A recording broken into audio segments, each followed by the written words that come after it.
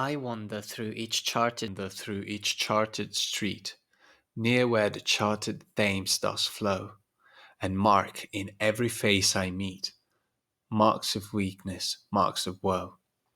In every cry of every man, in every infant's cry of fear, in every voice, in every band, the mind forged manacles I hear. How the chimney sweepers cry, every blackening church appalls, and the hapless soldier's sigh runs in blood down palace walls. But most through midnight streets I hear how the youthful harlots curse, blasts the newborn infant's tear, and blights with plagues the marriage hers. So first of all, we will look a little bit at the structure of the poem, and you can see that, well, you can't really see, but I'll tell you, it's divided into 4 stanzas. They are regular stanzas, each of 4 lines, and we have an alternate rhyme. Street rhymes with meet, flow, woe, man, ban, fear, hear, cry, sigh, appalls, walls, hear, tear, curse, hers. So it's a very, very basic rhyming part here. And there are a lot of enjambments, like here, for example. And mark in every face I meet marks of weakness, marks of woe. I'm sure you know what an enjambment is. It's when you finish your sentence in the line below.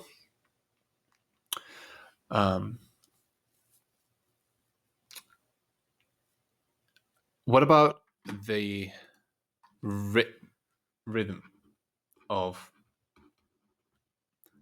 the poem? Well, here we have the so-called iambic tetrameter, which is not to be confused with the iambic pentameter that we've seen before, but the structure is obviously the same. It's an alternation of an unstressed and a stressed syllable repeated 4 times, not 5 times as in the pentameter, but 4 times, tetrameter. And it's always unstressed, stress. I wander through each charted street, near where the charted Thames does flow. And you can see there's 4 measures, 1, 2, 3, 4. What is the difference here between the tetrameter and the pentameter? Well, the tetrameter has become the rhythmic structure of common poetry, of ballads. Okay, so it's very easy for people to read a poem this way. Okay, going unstressed, stressed for 4 times, which makes this poem very close to the people. And it's a very, very precise structure, which repeats itself almost all throughout the poem. Here, what the poem wants to tell us is that there is no escape from rhythm. There is no escape from the structure of the poem. And we will see there is no escape from London. There is no escape from the situation. So let's now start analyzing the first stanza here. I wander through each charted street, near where the charted Thames does flow, and mark in every face I meet marks of weakness, marks of woe. Straight from the beginning, I wander. The poet himself puts himself in the first place. I wander through each charted street. He is the protagonist. He is in London. And each street is charted, and the Thames in itself, Il Tamigi, is charted. What does charted mean? Charted means it's marked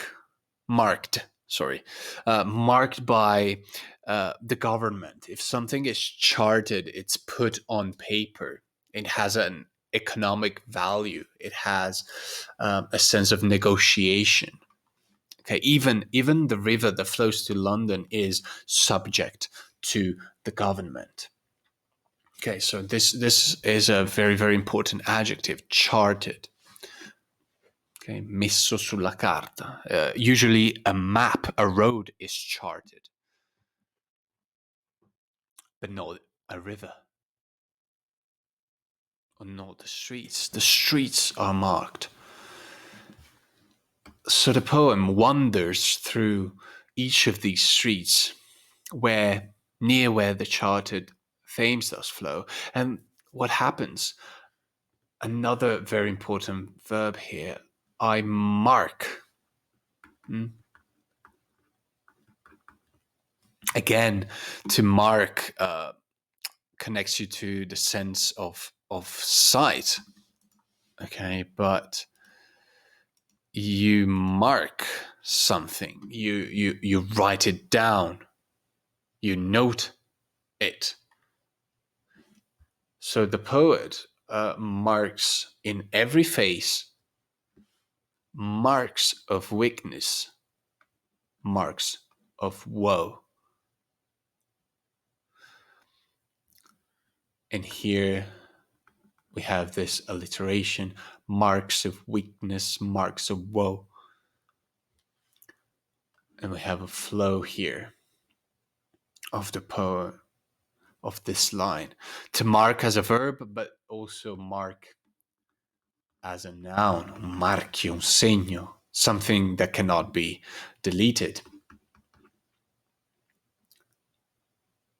And here in this line, it's quite curious. The iambic tetrameter is not respected because clearly there is a stress on the first syllable here on the word mark and weakness, marks, woe. So here it's inverted. So here we have a very clear imagery, which is recurrent all throughout the poem, of what we see.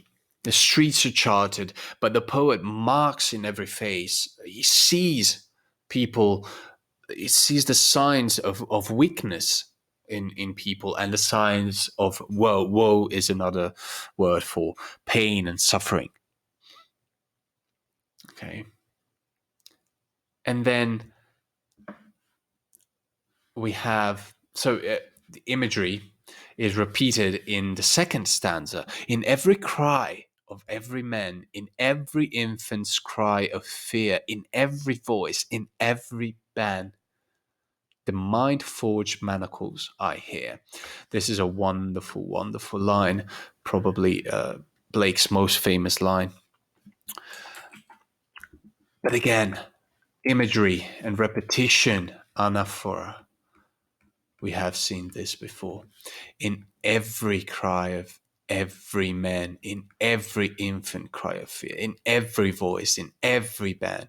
You can hear my voice as I say it, respecting that iambic tetrameter. In every cry of every man, in every infant's cry of fear, in every voice, in every band. And again, in every cry of man. Cry, you can translate it here, or you can substitute it with in every scream of a man, and a cry of an infant. Okay, you have a clear visualization of what an infant's cry is. Again, the very powerful image here. A cry, but it's an infant's cry of fear, which is terrible if you think about it. Okay? In every voice, in every band, the mind forged manacles I hear. And here we could spend a good hour talking about the mind forged manacles. But manacles are, in America, you call them cuffs, which means manete. Okay. So something that ties your hands. But these cuffs, these manacles, are mind forged. So they are created by the mind. And here we have a clear definition of the concept of alienation that I hope you know. Because you can imagine industrial revolution, people working in factories, polluted streets, terrible conditions, and you work, and your head, your mind is imprisoned, and you no longer think for yourself. You no longer use your imagination. So, in every person, in every child, in every voice of everyone, that I hear, alienation. So here, the sense of hearing, and here, the sense of sight appear. So in the third stanza, we have again the repetition of the word cry here. How the chimney sweepers cry, every blackening church appalls.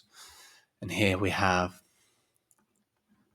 the first naming of one of the ruling categories of society, the church. And the church at that time was in charge of the chimney sweepers, i spazzacamini. So the chimney sweepers were young boys who would go up and clean your chimney, imagine, in those filthy, polluted cities. And it's quite strange that Blake says it's the church that it's blackening. It's becoming black and darker and more. How can I say it? It's getting worse and worse. Not the chimney sweepers. You would believe that a chimney sweeper who would clean a chimney would become black and filthy. But no, it's the church. And you have to think that Blake was very anti-church. Okay. And the church here appalls. This is quite a strange verb, because to appall means to frighten, to horrify.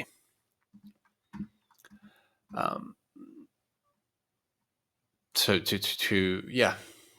So is it the church that appalls the chimney sweepers, or is the whole situation that appalls the church? We don't really know here, but we can tend to believe that it's the church which frightens.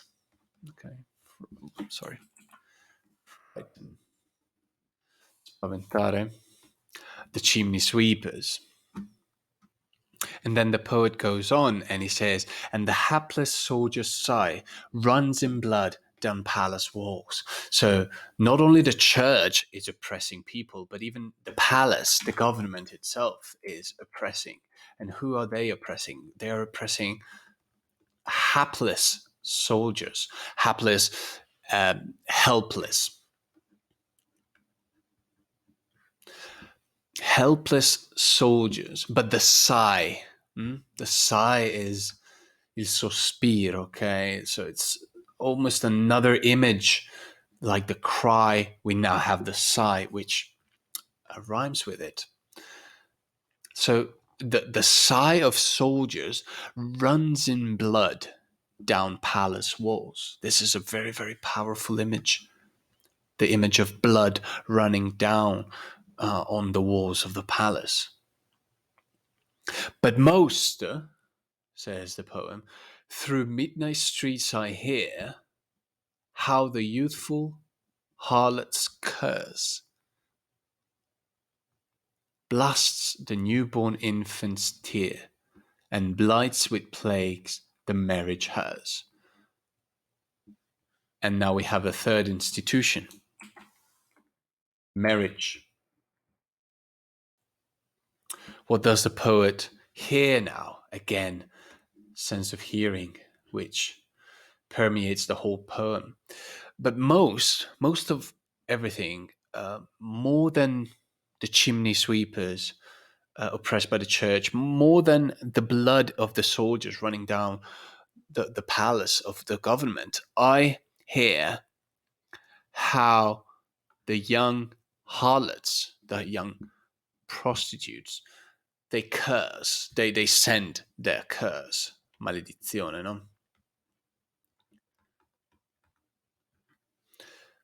So the curse of the young harlots, the young prostitutes, they blast, they destroy the newborn infant's tear. The curse destroys the crying of a newborn infant. And this curse blights with plague. Again, very, very powerful imagery. It infects with disease. Okay, infect with disease. The marriage hers. And hers, again, another powerful image. The hers is what we call carro funebre in Italian. So you just have to picture this image. So the poet hears, he doesn't see now, he hears a curse sent out from a young prostitute. And this curse is filled with the crying of a newborn child. And this cry infects and stains, full with disease, the hearse of marriage. So what the poet wants to say here is that the prostitutes with their curses and the spreading of venereal diseases, they have stained, they have blighted with plague the marriage hearse. And here we have another important figure, which is an oxymoron. So the opposition of two words that don't usually go together, right? Marriage and hers. If you think about it, marriage is the beginning of life, a sort of beginning of a new life, and the hers is the end of life itself. So here, the poet is criticizing the church, is criticizing the government, but is also criticizing, I think, this is my opinion, and that of other obviously critics. He's also criticizing the institution of marriage for allowing prostitutes to basically do whatever they want and destroy marriage itself. So I wouldn't say that Blake is anti-marriage.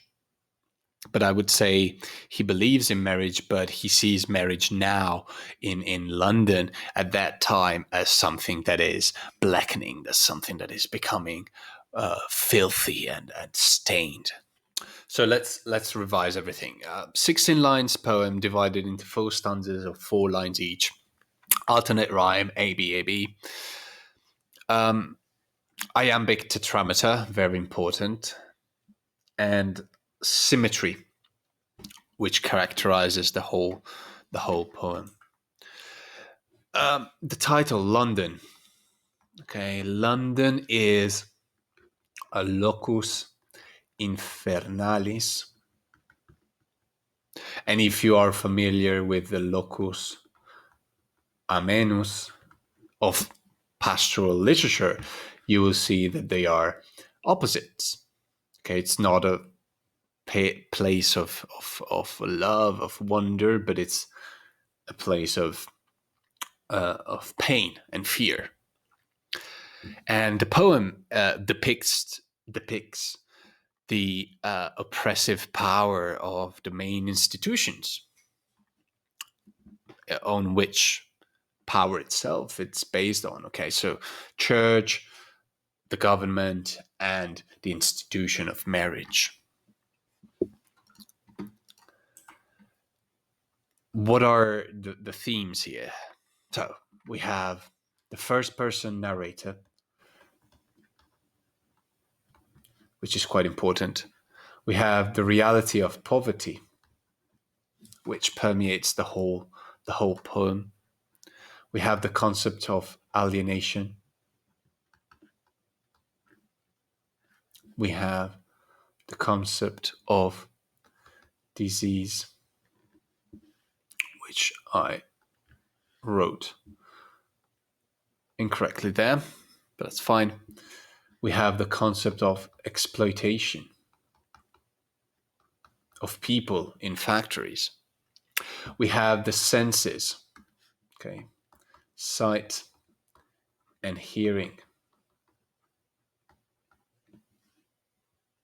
that dominate the poem.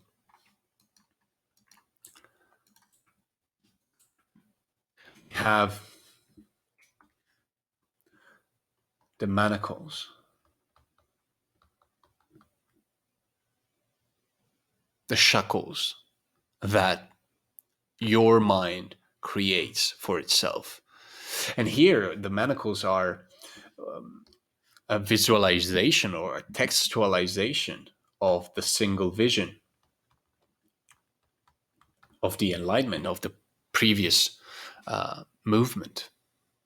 Because we don't consider imagination. We create the world based on what we see and what we can analyze, but we don't think about the non-rational aspects of life.